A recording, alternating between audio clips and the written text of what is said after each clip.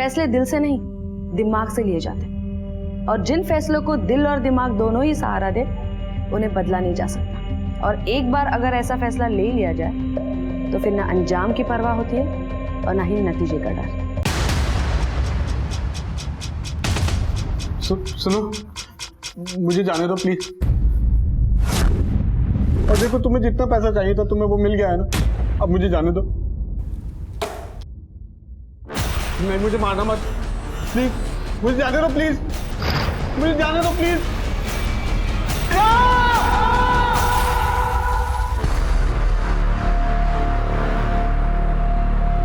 जाइए रुक सर। अरे इतनी भी क्या जल्दी है, आपकी आजादी की खुशी में एक एक हो जाए।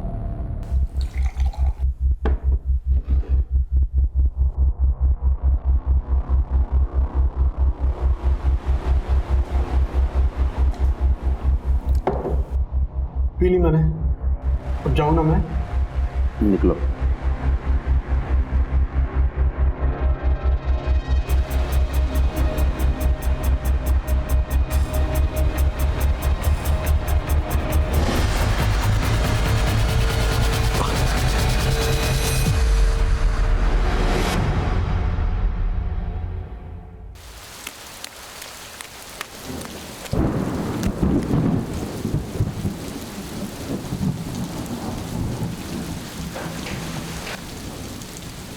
सरपंच जी, सरपंच जी।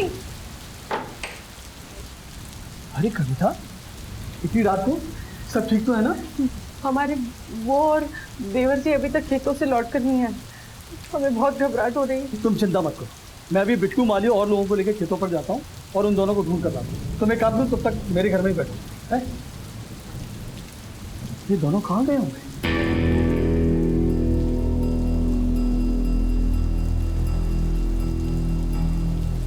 रामपाल, रामपाल भाई कहाँ हो? रामपाल भाई, श्यामपाल जी, श्यामपाल भाई कहाँ हो? रामपाल, रामपाल भाई कहाँ हो? श्यामपाल, रामपाल, कहाँ हो श्यामपाल भाई? रामपाल, रामपाल भाई कहाँ हो? रामपाल भाई, अरे भाई रामपाल गाँव। श्यामपाल भाई, ये क्या? रामपाल जी। और ये तो निरंजन, पुलिस को फोन लगा। और सुन, मेरे घर से इसकी पत्नी कविता को बुला के ला।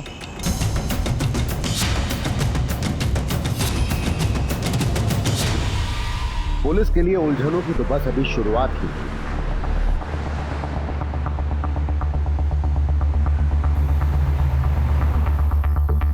आइए साहब।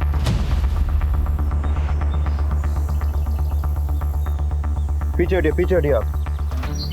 आसपास सर्च करो। मुझे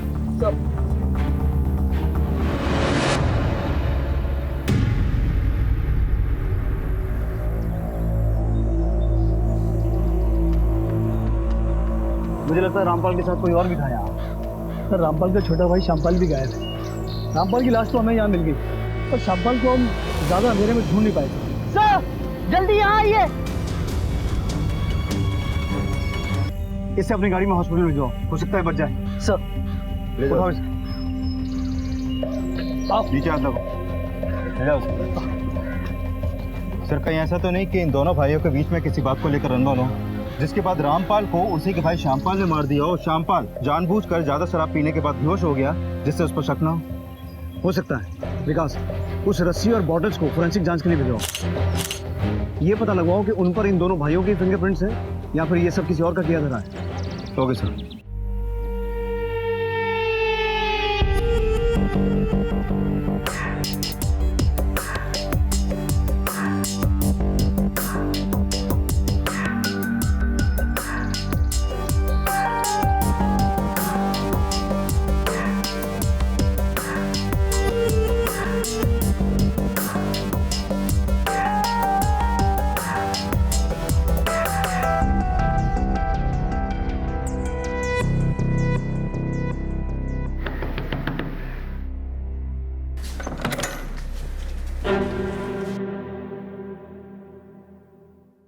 हमको अंदर नहीं बुलाएंगे क्या? हाँ, अंदर। नहीं, यही रुकना, जाना नहीं, हम आ रहे हैं, जाना नहीं हो।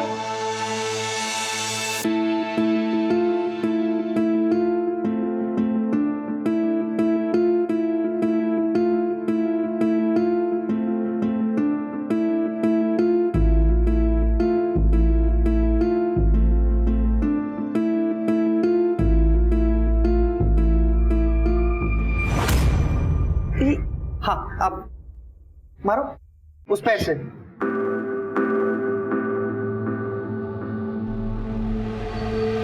हाँ, अब आ दो, आप गृह प्रवेश करो। मैं सामान लेके आता हूँ। हाँ, बिट्टू तुम्हें देखेगा ना तो बहुत खुश होगा। अरे तुम्हारी चप्पल भी। कविता जी, हम समझते हैं कि आप इस वक्त बात करने की हालत में नहीं हैं, लेकिन आपके पति के कातिलों तक पहुंचने के लिए हमारे लिए ये जानना जरूरी है कि कल रात को हुआ क्या था। कल रात को जब बहुत देर तक मेरे पति और मेरे देवर खेत से घर लौट कर नहीं आए तो मैं सरपंच जी के यहाँ मदद मांगने गई थी। सरपंच जी! अरे कविता, इतनी रात को सब ठीक तो है ना? और रात भर ढूंढने के बाद हुआ। तो रामपाल और श्यामपाल के बीच सब कुछ ठीक था? दोनों के बीच में कोई तकलीफ नहीं थी। श्यामपाल तो अपने बड़े भैया की बहुत इज्जत करते थे और जिस तरफ आपका इशारा है वो तो होना संभव है।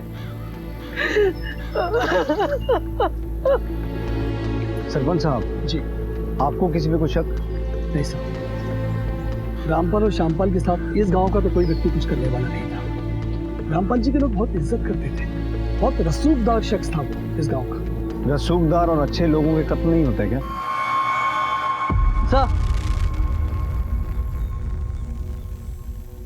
सर ये बंसी है, रामपाल के खेतों का रखवाला। साहब, रामपाल जी और श्यामपाल जी अपने खेतों से निकल गए थे, फिर यहाँ रास्ते में क्या हुआ नहीं पता। तो रामपाल और श्यामपाल के बीच कुछ कासनी हुई थी? कभी नहीं साहब। ठीक है, तुम जा सकते हो। सर, अगर रामपाल को श्यामपाल ने नहीं मारा तो जरूर हत्यारा कोई तीसरा ही है। लेकिन सवाल ये खड़ा होता है विकास कि अगर हत्यारा कोई तीसरा है तो उसने सिर्फ रामपाल को क्यों मारा, श्यामपाल को जिंदा क्यों छोड़ दिया? क्या उसकी दुश्मनी सिर्फ रामपाल से थी? लेकिन इन सभी सवालों के जवाब तभी मिलेंगे जब श्यामपाल होश में आएगा। तब तक इन दोनों भाइयों के बारे में गाँव वालों से पता करते हैं। Right sir. साहब कभी कभी जो दिखता है ना वो होता नहीं है। मतलब? साहब ऊपर से तो पूरा परिवार काफी खुश और मिलजुल के रहने वाला लगता था, अंदर क्या चल रहा है किसे पता। साहब मुझे देवर भाभी का कोई चक्कर ही लगता है। ऐसा क्यों लगता है तुम्हें? दोनों हम उम्र थे, जो रामपाल चाचा के साथ कौन शादी करता।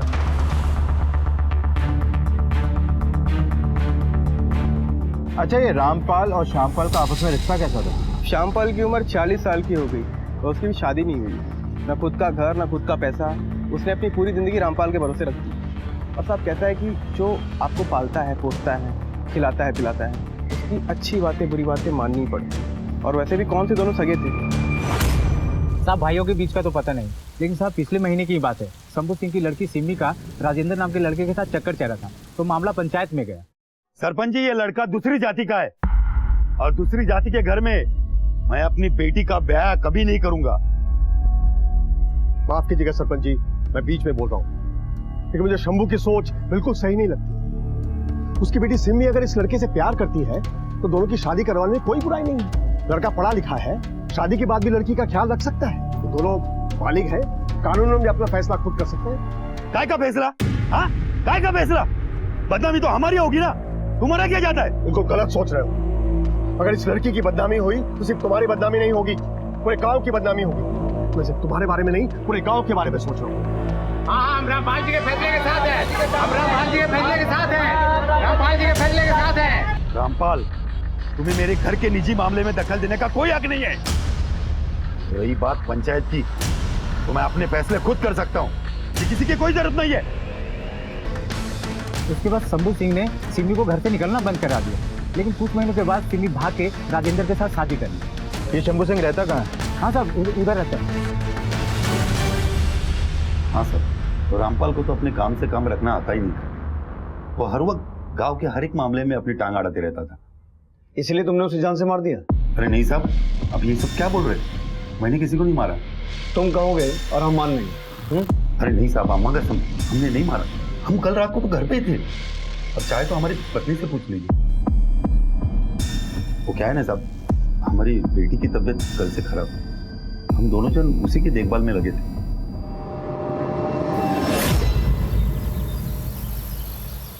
वो क्या है ना, यहाँ ज्यादा बिजली बंद होती नहीं है, पर आज पता नहीं क्यों। तुम ये लो ना, ऐसा करो ना, शायद बिट्टू आ गया। बिट्टू आओ। बिट्टू, वो तुम्हारी मम्मी है, जाओ गले मिलो। वो बहुत छोटा था ना जब तुम चली गई थी, शायद पहचान नहीं रहा। जाओ बेटा, मम्मी। हाँ जाओ जाओ जाओ, जाओ।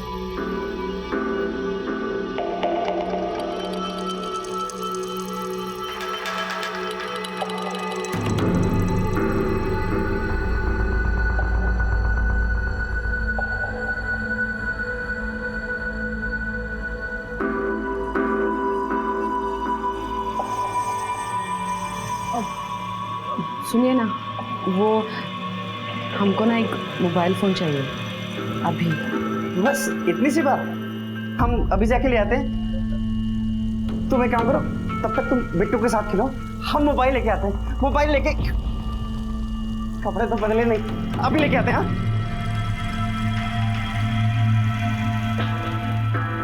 सर, मैंने शंभू के कॉल रिकॉर्ड और फोन लोकेशन डिटेल चेक किए और उसके पड़ोसियों से भी बात की। दोनों से कंफर्म है कि वो मर्डर वाली रात अपने घर पे ही था।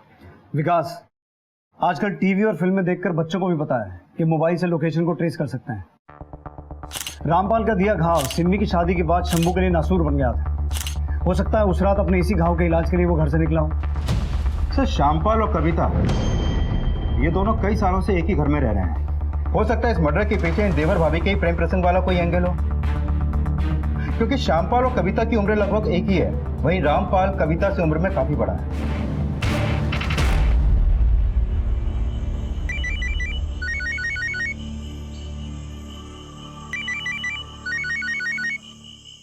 हेलो हेलो मेरी रानी। गुड्डू, और कितना टाइम लगेगा? यहाँ पर एक दिन भी ना 100 दिन के बराबर है। ये आदमी इतना चिपकू है कि एक मिनट भी पीछा नहीं छोड़ता। अरे ये तो तुम्हारा ही आइडिया था ना। गुड्डू, हम इस आदमी को और नहीं झेल सकते। बस जिस झंझट और झमेले से हम भागे थे ना, हमें वही वापस आना पड़ा। मेरी जान, तुम चिंता मत करो, जैसे ये खेल खत्म हो जाएगा ना, हम दोनों फिर एक साथ में। ठीक है, तुम बम बनाने का सारा सामान भिजो, एक धमाका करना है।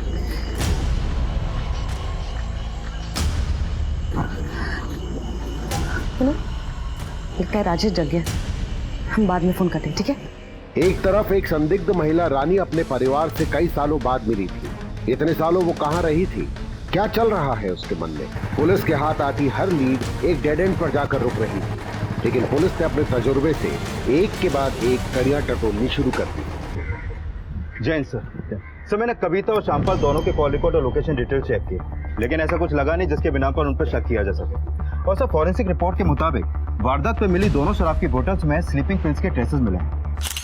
फॉरेंसिक टीम का कहना है कि रामपाल और श्यामपाल दोनों को बेहोश करने के लिए कम से कम 8 से 10 गोलियों का इस्तेमाल किया गया है। तो रामपाल और श्यामपाल दोनों की बॉडीज में उन पिल्स के ट्रेसेस मिले? यस सर, दोनों बोतल्स में पिल्स मिक्स की गई थी, जिसके बाद वो शराब पीते ही दोनों बेहोश हो गए होंगे। सर, ये फॉरेंसिक रिपोर्ट आने के बाद मैंने अपने कुछ कॉन्स्टेबल्स को क्राइम सीन पर दोबारा विजिट करने के लिए भेजा, जहाँ से कुछ ही दूरी पर उन्हें एक शराब की बोतल और मिली है। ये देखिए सर, इस बोतल को इतने अच्छे तरीके से साफ किया गया है कि इसके फिंगरप्रिंट्स भी मिट गए हैं। और ये उसी ब्रांड की बोतल है जो बोतल्स हमें क्राइम सीन पर पहले मिली थी। और हाँ सर, एक बात और, ये ब्रांड लोकली अवेलेबल नहीं है। ये ब्रांड अगर लोकली अवेलेबल नहीं है तो ये बात तो साफ है कि उस रात कोई तीसरा आदमी ये शराब लेकर बाहर से आया था या फिर बुलाया गया था। स्ट्रेंज, एक छोटे से गांव में मर्डर की इतनी बड़ी तैयारी। कहीं ऐसा तो नहीं कि रामपाल के मर्डर में श्यामपाल का कोई हाथ है और उसने इस काम में किसी तीसरे शख्स की मदद ली है? और प्लान के मुताबिक उस रात श्यामपाल वो शराब पी के बेहोश हो गया जिसमें नींद की गोलियां मिली हुई थी। चलो एक बात तो साफ हो गई कि उस रात रामपाल और श्यामपाल के अलावा वहां कोई तीसरा शख्स भी मौजूद था। अब हमें पता ये लगाना है कि यह हत्या श्यामपाल के इशारे पर हुई थी या फिर उस तीसरे आदमी का रामपाल के साथ कोई डायरेक्ट कनेक्शन है। एक मिनट। हेलो, ठीक है सर, श्यामपाल को होश आ गया, उसे कर लिया गया अभी।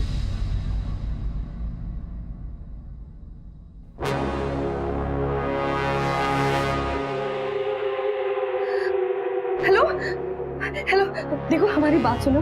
देखो जो कुछ भी हुआ ना उसे भूल जाओ। हम सब कुछ भुलाकर हम तुम्हारे पास वापस आने को तैयार है। बार बार फोन करना बंद करो। देखो मैंने अपना फैसला तुम्हें सुना दिया है। अब जरा सी भी शर्म है ना तो चुल्लू पर पानी में जाके डूब मरो। और हमारे बीच में अब कुछ भी नहीं है। और वैसे भी तुम जैसी गिरी हुई औरत के लिए मैं फिर से अपनी बीवी और बच्चे को नहीं छोड़ सकता। रखो फोन, और आज के बाद कभी फोन करने की कोशिश मत करना।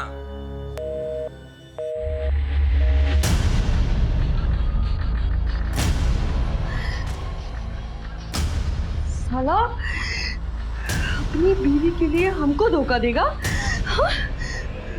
हमको छोड़ के चला जाएगा। बस बहुत हो गया। साला हम गिड़गिड़ाएंगे नहीं, अब तो ना हम बस उड़ाएंगे। अब उड़ाएंगे,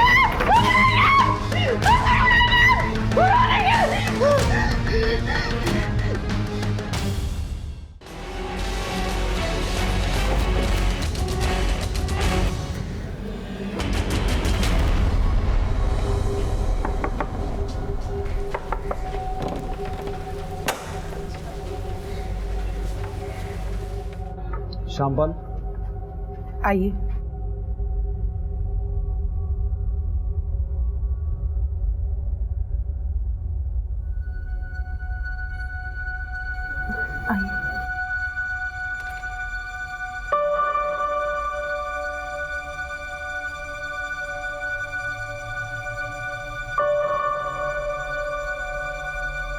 श्यामपाल, इंस्पेक्टर साहब मिलने आए हैं।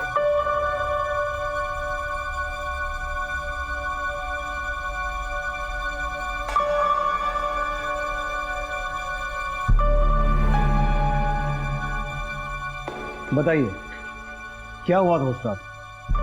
रात साहब हमेशा की तरह खेतों पे बहुत काम था। हम कोई आधा घंटा देरी से निकले थे, घर की तरफ बढ़ ही रहे थे साहब कि अचानक एक सुनसान जगह पे भाई साहब को किसी से बातें करते हुए देखा। अरे श्यामू, अरे श्यामू आ, जल्दी आ, जल्दी आ। हाँ बैठ।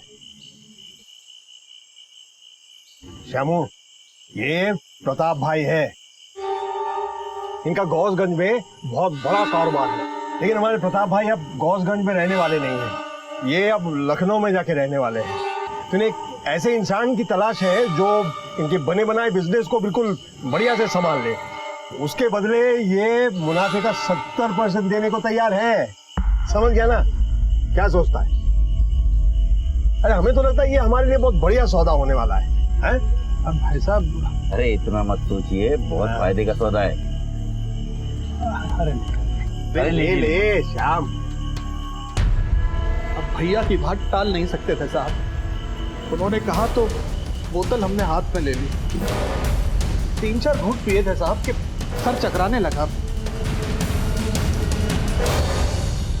हमें पेशाब जाने की जरूरत महसूस हुई तो हम झाड़ियों की तरफ गए, लेकिन कुछ समझ में नहीं आया। कुछ ऐसा लगा जैसे सब कुछ घूम गया। दुनिया पलट सी गई थी। उसके बाद खुद को हॉस्पिटल में पाया। उस दिन पहली और आखिरी बार अगर भैया को ना बोला होता तो भैया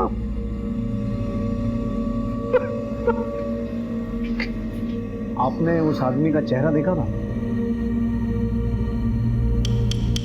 नहीं साहब, उसने गमछा लपेटा हुआ था। तो श्यामपाल, ऐसा भी तो हो सकता है कि तुम अपने बड़े भाई की गुलामी करते करते थक गए थे, आजादी चाहते थे। वैसे भी तुम दोनों भाइयों का रिश्ता सौतेला ही था। आप अब में शक कर रहे हैं साहब? हम शक क्यों ना करें? उस कातिल ने सिर्फ तुम्हारे बड़े भाई को मारा, तुम्हें सिर्फ बेहोश करके छोड़ दिया। और हैरानी की बात है कि तुमने उस आदमी के साथ बैठ के शराब पी, लेकिन उसका चेहरा तुमने नहीं देखा। तो ऐसा क्यों नहीं हो सकता कि तुम्हारी नजर अपने बड़े भाई की प्रॉपर्टी और उसकी बीवी पर थी? क्यों? यही प्लान था ना तुम दोनों का? प्लान? कौन सा प्लान? हम रामपाल जी से बहुत प्यार करते थे और मरते दम तक करते रहेंगे। रामपाल जी के साथ अगर किसी ने हमारा नाम भी सुन लिया तो गांव में जीना मुश्किल हो जाएगा हमारा। हम रामपाल जी को कभी धोखा नहीं दे सकते थे। उन्होंने हमारा हाथ उस वक्त थामा था तो पूरी दुनिया हमारे हाथ से छूट चुकी थी। एक बेबस विधवा की मांग में सिंदूर भरा था, मुझे दोबारा सुहागन बनाया था। हमारे भैया हमारे पिता के समान थे साहब। पहली भाभी की मौत के बाद उन्होंने खुद को काम में डुबो सा लिया था। ये जो कुछ भी आप देख रहे हैं ना साहब, ये सब हमारे भैया ने अपनी कड़ी मेहनत से हासिल किया। चलो उनका तो समझ में आता है, लेकिन तुमने शादी क्यों नहीं की? कविता के लिए? कैसी बातें कर रहे हैं साहब? हमारे और हमारे भाभी के बीच में कभी कुछ नहीं था और नहीं हो सकता है साहब। भाभी ही क्या, किसी भी लड़की के साथ हमारा कभी कुछ नहीं हो सकता था, क्योंकि हम किसी औरत के लायक नहीं है साहब। फिर नई कहानी? सर, ये रामपाल की पोस्टमार्टम रिपोर्ट। इस रिपोर्ट से साफ हो गया है कि उसकी बॉडी में शराब के साथ साथ नोलेन सिम नाम की स्लीपिंग पिल्स भी काफी मात्रा में मिली हुई थी, जिसकी वजह से रामपाल अनकॉन्शियस हो गया और फिर हत्यारे ने रस्सी की मदद से उसका गला घोंटकर उसको मार डाला। सर, इस रिपोर्ट के हिसाब से उसकी मौत 8 जुलाई की रात 12 से 2 बजे के बीच हुई थी। सर, मैं भी आपको एक बात बताना चाहता हूँ। सर, आज से 6 महीने पहले मैं मुरादाबाद में पोस्टेड था, जहाँ पर डॉक्टर अवस्थी का मर्डर केस आया था। डॉक्टर अवस्थी को किडनैप करके उनका मर्डर कर दिया गया था। सब वो मर्डर और ये मर्डर एक तरीके से किए गए हैं। सेम ब्रांड की दारू यूज की गई है, सेम स्लीपिंग पिल्स यूज की गए हैं। सर, इतनी सारी बातें इत्तेफाक तो नहीं हो सकती ना। सर, उस केस में हमने संदीप सिंह को और उसके गैंग को अरेस्ट किया था। Good observation Yadav. एक काम करो, मुरादाबाद पुलिस डॉक्टर अवस्थी के मर्डर केस की फाइल यहाँ मंगवा लो, देखते हैं हमारे यहाँ क्या लगता है। सर, पुलिस कांस्टेबल यादव की सतर्कता ने इस केस को एक नई दिशा दी थी। क्या उसका शक सही था या फिर रामपाल की मौत के पीछे कुछ और ही राज दफन थे? दूसरी तरफ रानी किस धमाके की साजिश में लगी थी? ये दिवाली नहीं है जो पटाखे फोड़ने, बड़ा धमाका करना है, बहुत बड़ा धमाका। इसलिए अब तुम हमको ये बताओ कि सामान क्या क्या चाहिए। क्या सिर्फ आधा किलो बस होगा? हाँ, और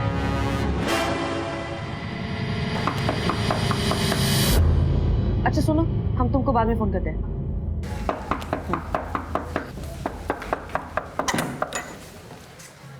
काफी देर से खटखटा रहा था, क्या कर रही थी? तुमसे मतलब? नहा रहे थे हम। कोई तकलीफ? नहीं, तकलीफ कैसी? अब तो तुम घर आ गई हो, मेरा मतलब अपने घर आ गई हो।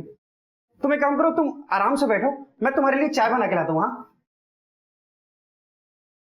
और हाँ, वो काफी अच्छी लग रही हो।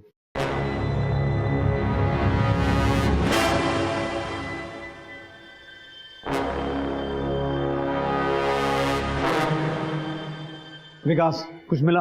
सर, ये मुरादाबाद के डॉक्टर अवस्थी मर्डर केस की फाइल। इस केस को मैंने अच्छे से स्टडी किया सर। ये संदीप, जिसने डॉक्टर अवस्थी का मर्डर किया, सर, ये शुरू में मुरादाबाद की पटाखों की फैक्ट्री में काम करता था और वही काम करते करते इसने फैक्ट्री में काम करने वालों के साथ अपना खुद का एक गैंग बनाया और फिर डॉक्टर अवस्थी को अगवा करके उनके घर वालों से 5 लाख रुपए की फिरौती मांगी।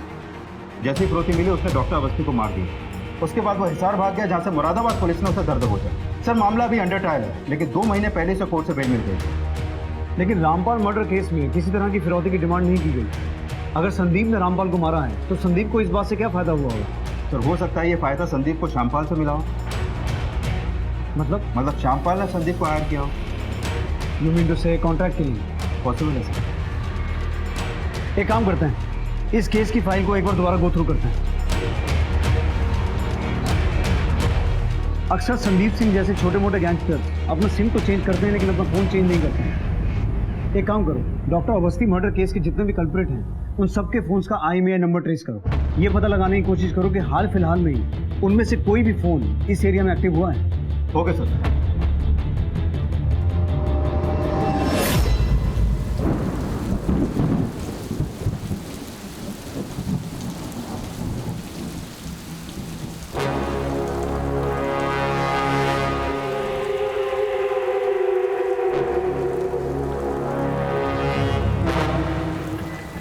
सब माल बराबर है? हाँ सब बराबर है। छाता पकड़ो। चल चल। सर, मुरादाबाद के डॉक्टर अवस्थी केस में जितने भी फोन नंबर्स और फोन यूज हुए थे, मैंने उन सबके IMEI नंबर ट्रेस किए। सर, उस मर्डर के बाद उनमें से दोबारा ना तो कोई नंबर यूज हुआ और ना ही कोई फोन। लेकिन सर, इस इन्वेस्टिगेशन में एक लीड हाथ लगी है। सर, ये Sandeep Singh doctor Awasthi murder case में एक नंबर पे लगातार टच में था, और जिस फोन से ये नंबर यूज किया जा रहा था, जब मैंने उसका IMEI नंबर ट्रेस किया तो एक हैरान करने वाली बात पता चली। मैं आपको बताता हूँ सर, डॉक्टर अवस्थी संदीप अपने फोन से लगातार एक रैंडम नंबर के टच में था। अभी संदीप का फोन तो बंद है, लेकिन मैंने चेक किया कि इस रैंडम नंबर के फोन पे लगातार time to time sim change हो रहे थे। सर, इसने जितने भी सिम लिए वो सारे सिम फेक आईडीज देकर खरीदे गए।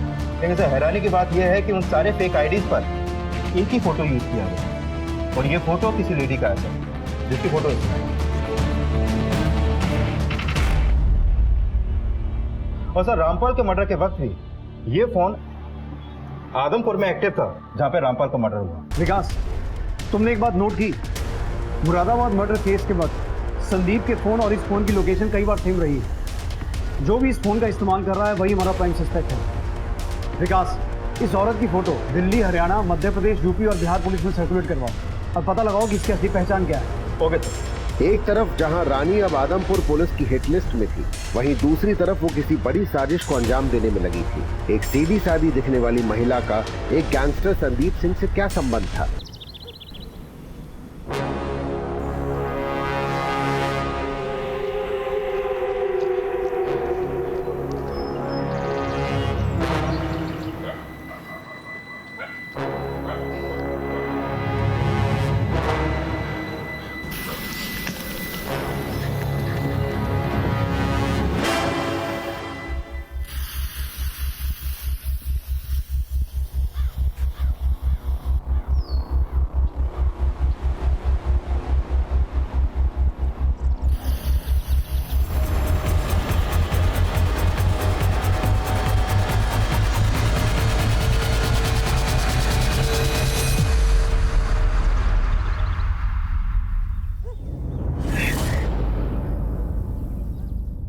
पहचानते हैं इसे?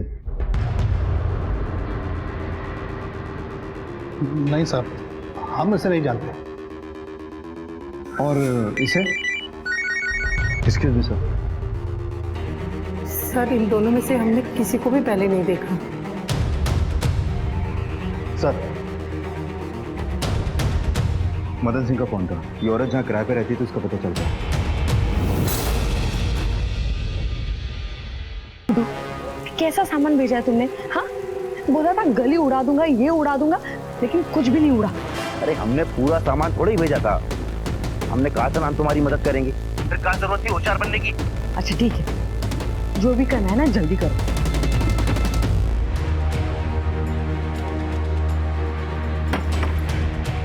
यही घर बताया था ना? हाँ सर, घर तो यही है। सर, ये आदमी यहाँ बगल में रहता है। यहाँ जो लोग रहते थे, आप उन्हें पहचानते हैं? हाँ, शंकर और रानी थे। ये रानी है? हाँ, ये रानी है। ये शंकर है? नहीं नहीं, ये शंकर नहीं है। तो यहाँ जो आदमी रानी के साथ रहता था, उसका स्केच बनवा सकते हैं? नहीं साहब, इतना बार तो वो लड़के को देखा भी नहीं है। ठीक है, शुक्रिया। विकास, इसका मतलब है यहाँ संदीप अपना नाम बदल के नहीं ले रहा, ये शंकर कोई और ही है। अब बाबू, मुझे बहुत भूख लगी है, तो तुम बाजार में जाके मेरे लिए कुछ ताजा लेके आओ। ताजा चाट लेके आओ? हाँ चलेगा। और तुम्हारी वो तीखी वाली मिर्ची भी डलवाऊंगा। हाँ?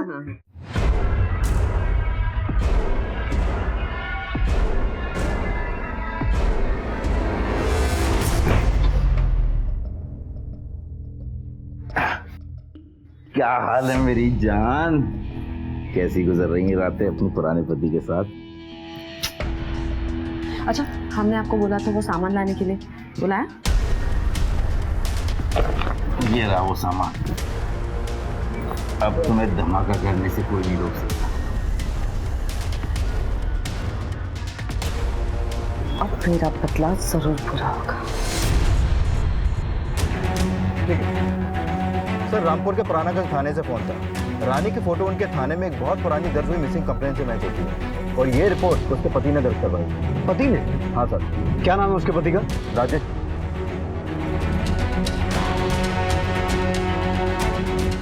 ठीक है। हाँ सर।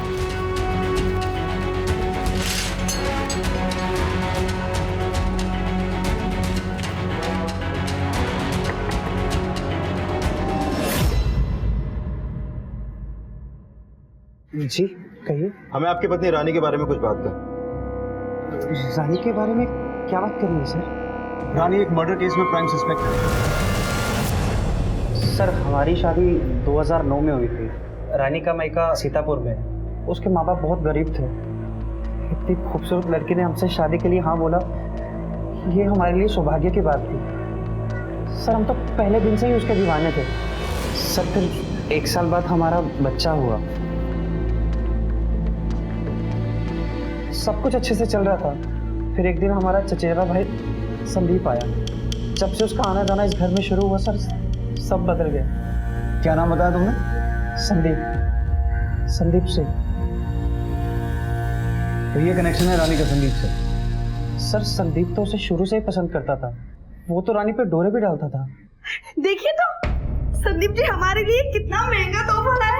बहुत ही सुंदर है, हमें बहुत अच्छा लगा। और भाभी जी, ये भी आपके लिए। हमारे लिए? शुक्रिया संदीप जी, हमको ना आपके सारे तोहफे बहुत ही अच्छे लगे। पर संदीप, जरूरत नहीं थी इतने महंगे गिफ्ट लेके आने की। जरूरत नहीं मतलब? आप तो हमारे लिए कुछ नहीं लाते हो। अगर ये हमारे लिए तोहफा लाए तो दिक्कत हो रही है आपको। आपसे तो बात करने मुश्किल है। अरे देखिए, हमको कोई तोहफा नहीं चाहिए। सर, हमारी इतनी आमदनी नहीं थी कि हम रानी को इतने महंगे महंगे तोहफे दे सके। और इस संदीप ने तो रानी पे जादू कर दिया। रानी भाग गई और उसके 2 दिन के बाद संदीप भी भाग गया। इसी के चलते हमने रानी के गुमशुदा होने की रिपोर्ट दर्ज करवाई थी। लेकिन लोकल पुलिस ने हमें बताया कि जब से तुमने रानी की FIR दर्ज करवाई है, उसके बाद से एक बार भी तुम रानी के बारे में पूछने नहीं गए। ऐसा क्यों? सर, रानी के भागने के कुछ दिन के बाद मुझे उसका फोन आया था। उसने कहा था कि हम उसे ढूंढने की कोशिश ना करें। उसने तो ये भी कहा था कि उसने संदीप से शादी कर ली है। सर, किसी को इस बात का पता ना चले और हमारे खानदान की बदनामी ना हो, इसलिए मैं पुलिस स्टेशन में नहीं गया सर। फिर उसके 1 साल के बाद संदीप हमसे मिलने के लिए आया।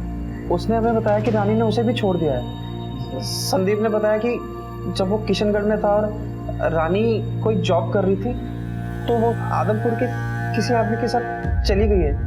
सर, संदीप कुछ दिनों के लिए यहीं रहा, फिर चला गया। उसके बाद संदीप या रानी ने कभी तुमसे कांटेक्ट करने की कोशिश की?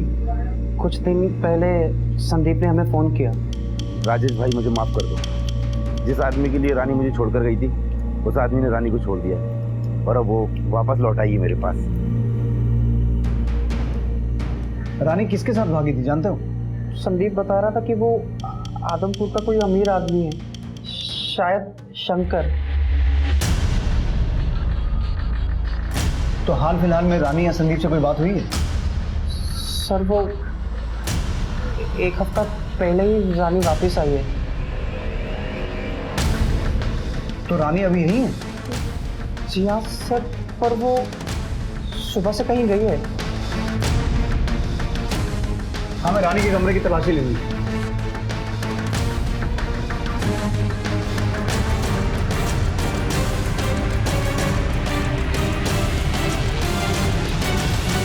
तेरे तो घंटा होता है बारूद। रानी बॉम्ब बना रही है। ये बॉम्ब बनाने का सामान किसी बड़ी साजिश की तरफ इशारा कर रहा है। सर, संदीप मुरादाबाद में किसी पटाखा फैक्ट्री में काम करता था। जरूर उसी ने यह सारा सामान रानी को लाकर दिया होगा। इसका मतलब है रानी और संदीप कुछ बड़ा प्लान कर रहे हैं। राजेश, रानी की जिंदगी में आजकल क्या चल रहा था? किससे मिलती जुलती थी? कोई ऐसी खास बात? मिलने जुलने का मुझे पता नहीं, पर हाँ, मैंने उसे एक फ़ोन ला के दिया था। बस वो उसी पे किसी से बात करती है बस। मुझे रानी का वो नंबर चाहिए। जी सर। बोलिए सर वो नंबर है 9820। इस नंबर की करंट लोकेशन निकलवाओ और पता करो वो किससे बात करती थी। इससे पहले रानी और संदीप अपने प्लान में कामयाब हुए, हमें हर कीमत पर उन तक पहुंचना है। Okay sir. राजेश से मिली जानकारी ने इस केस को एक पक्की दिशा दे दी थी, लेकिन इन सब का रामपाल की हत्या से क्या लेना देना था? पुलिस ने रानी के नंबर को तुरंत ट्रेस करना शुरू किया। जिस मिशन को अंजाम देने के लिए रानी निकली थी, उसे रोकना एक बड़ा चैलेंज था और पुलिस ने उस चैलेंज को स्वीकार किया था।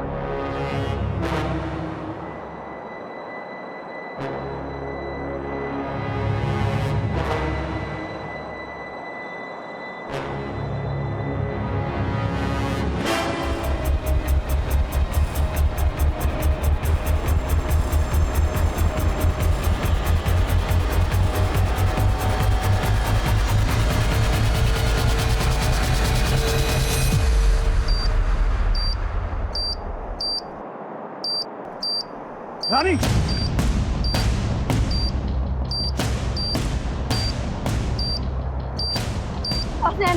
बॉम्ब नीचे रख। रानी बॉम्ब नीचे रख। बॉम्ब नीचे रख। हमारे पास ही है ना, हम बता रहे हैं, हम बटन दबा देंगे।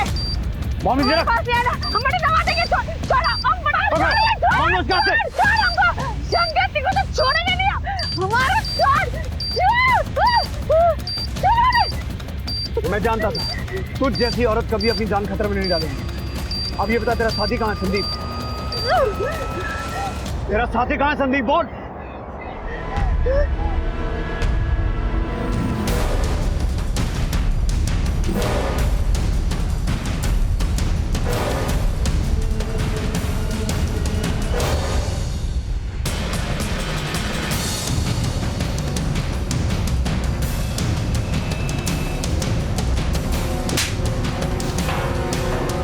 यही सोच रही हूँ ना कि हम तुम तक कैसे पहुंचे।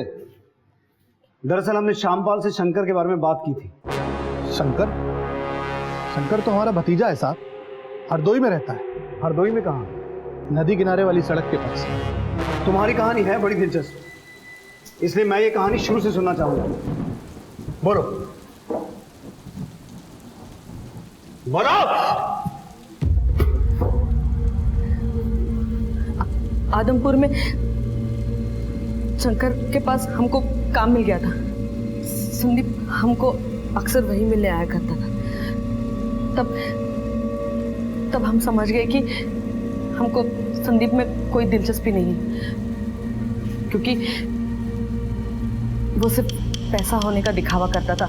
असल में उसके पास कोई पैसा नहीं था। तो इसीलिए तुमने शंकर को चारा डालना शुरू किया, क्योंकि उसके पास बहुत पैसा था। हाँ, शंकर हमको अच्छा लगा और उसको रिझाने में हमको ज्यादा तकलीफ नहीं हुई।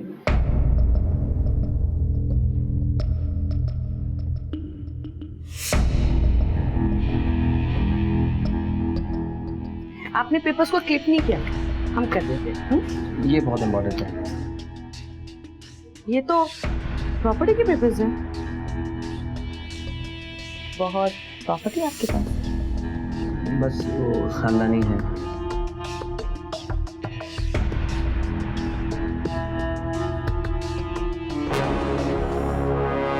और जब अगली बार संदीप हमको मिलने आया, तब हम उसको शंकर के बारे में सब कुछ बता दिए। लेकिन फिर कुछ सालों बाद शंकर ने रानी को छोड़ दिया। शंकर के छोड़ने के बाद हम फिर से सड़क पर आ गए थे, इसलिए हम वापस संदीप के पास मुरादाबाद चले गए। जब रानी हमारे पास वापस लौट कर आई, तब तक वो पूरी तरह से अय्याशी में डूब चुकी थी। उसे दिन रात कुछ ना कुछ चाहिए था। हमारी इनकम तो शंकर के बराबर नहीं थी, इसलिए उसके सारे शौक पूरा नहीं कर पाए। लेकिन सच कहें तो हमें भी ऐसी कीड़े मकोड़े वाली जिंदगी से नफरत थी। इसलिए हमने एक दिन डॉक्टर अवस्थी को अगवा किया ताकि मोटे पैसे छाप सकें।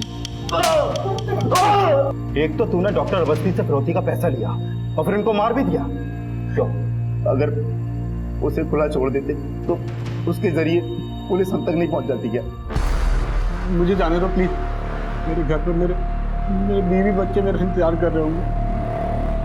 आपकी आज़ादी की खुशी में एक एक हो जाए।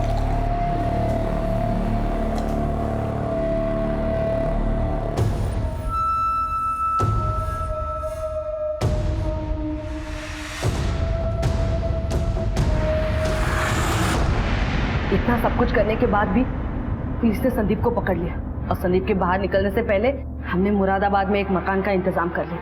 वहीं छुपकर हम अंडरग्राउंड हो गए। हमें बस संदीप के बाहर निकलने का इंतजार था। तो रामपाल को क्यों मारा? अब ये मत बोलना कि नहीं मारा, क्योंकि जिस जगह रामपाल का मर्डर हुआ था तुम्हारा फोन उसी एरिया में एक्टिव था। हमने हमारा फोन संदीप को दिया था, पर रामपाल को संदीप ने मारा था। लेकिन तुम रामपाल के मर्डर में शामिल तो थी ना? खुल गई आंखें कि अभी भी कुछ बाकी है? और तुमने इस लड़की के लिए अपने बीवी बच्चों को छोड़ दिया, अपने माँ को घर से बाहर निकाल दिया। अरे तेरी बीवी आज भी तेरी लंबी उम्र के लिए करवा चौथ का व्रत रखती है। तूने बदले में क्या दिया शंकर? सिर्फ धोखा। देख ले रानी के कारनामे। जबान संभाल के बात कीजिए। ए लड़की, तू अपनी जबान संभाल। मैं तुझ जैसी लड़की के मुंह नहीं लगता। हमको भी तुम्हारे मुंह नहीं लगना, समझ गए? चलो निकलो मेरी बात। ताऊ जी बिल्कुल ठीक कह रहे हैं। साला मैं तुम्हारे प्यार में अंधा हो गया। मुझे तो पहले ही समझ जाना चाहिए था कि ना तुम अपने पति की हो सकी ना बच्चों की, तो मेरी क्या होगी। इससे पहले तुम्हें धक्के देके बाहर निकाल दूं। निकल जाओ यहाँ से। मेरी बात सुनो, मेरी बात तो सुनो। आज के बाद अपनी शक्ल मत दिखाना मुझे। शंकर ने अपने ताऊजी रामपाल की बातों में आकर रानी को छोड़ दिया। तभी से रानी घायल नागिन की तरह हो गई थी। उसकी लग के लिए उसने हमें छोड़ दिया, हमें ठोकर मार दी। आज तक किसी मर्द ने हमें ठोकर नहीं मारी। उसकी इतनी औकात क्यों? अरे क्या कर रही हो? बात करो भाई। अरे चुप करो, पागल हो क्या? हम उसे छोड़ेंगे नहीं। हाँ नहीं छोड़ेंगे छोड़ेंगे नहीं, हम उसे नहीं छोड़ेंगे। आराम से। और हमारी बात सुनो, तुम जैसा कहोगी हम वैसा करेंगे। बाबू, तुम हमारा एक काम करोगे? हाँ क्या? तुम रामपाल को मार दो। रानी हमारे साथ अपराध की दुनिया में कदम रख चुकी थी। अगर तुम चाहती तो तुम्हारे कहने पर वो शंकर को भी मार सकता था। तो फिर बॉम्ब बनाकर इतना बड़ा रिस्क उठाकर तुम शंकर को इस तरह से क्यों मारना चाहती थी? हम शंकर से प्यार करते थे और उसके साथ खुश थे, लेकिन उस रामपाल के भड़काने के बाद शंकर हमको ठुकरा के चला गया। तो राजेश के पास वापस जाने का क्या ड्रामा था? रामपाल को मारने के बाद पुलिस और भी चौकन्नी हो गई थी और हमको छुपने के लिए जगह चाहिए थी, इसलिए हम राजेश के पास चले गए। हमने सोचा था कि रामपाल को मार के हम शंकर को भी मार देंगे और उसके बाद संदीप के साथ कहीं दूर भाग जाएंगे। इतना घमंड किस बात का है रानी? तुम हो क्या चीज? राजेश जैसे भले आदमी ने तुम जैसी गरीब लड़की के साथ शादी करके तुम्हें सम्मान दिया, इज्जत दी। तुम चाहती तो राजेश के साथ अपनी पूरी जिंदगी बड़े आराम से बिता सकती थी, लेकिन अपने लालच की वजह से तुम पहले संदीप के साथ भागी और फिर तुमने शंकर को फंसाया। और जिस बॉम्ब से तुम शंकर के चीथड़े उड़ते हुए देखना चाहती थी, उसी बॉम्ब ने तुम्हारी जिंदगी के चीथड़े उड़ा दिए। अब जिंदगी भर जेल में बैठ के हाथ मलने के अलावा तुम्हारे पास कोई काम नहीं है। झूठे रिश्तों के पीछे भागते भागते इंसान सच्चे रिश्तों की अनदेखी करने लगता है, और जब होश संभलता है तो सब कुछ लुट चुका होता है। इसलिए थोड़ी अंडरस्टैंडिंग, थोड़ा एडजस्टमेंट बड़ी बड़ी खुशियों को बटोरने के लिए बेहद जरूरी है।